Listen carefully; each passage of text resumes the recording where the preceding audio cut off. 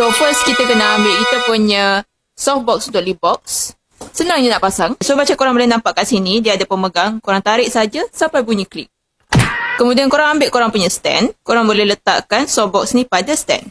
Dan korang boleh ketatkan skru. So next, korang boleh letak korang punya mentol. Macam saya ada mentol 150 watt. Just masukkan pada soket sini.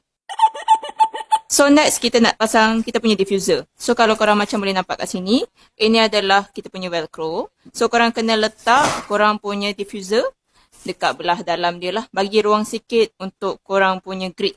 Korang pasang je pada setiap sisi softbox. Last sekali, korang boleh pasang korang punya grid. Alright?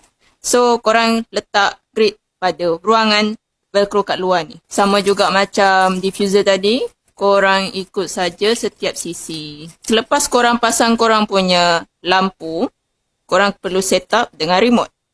Okay, macam mana cara nak set up dengan remote? So, first korang kena onkan lampu ni.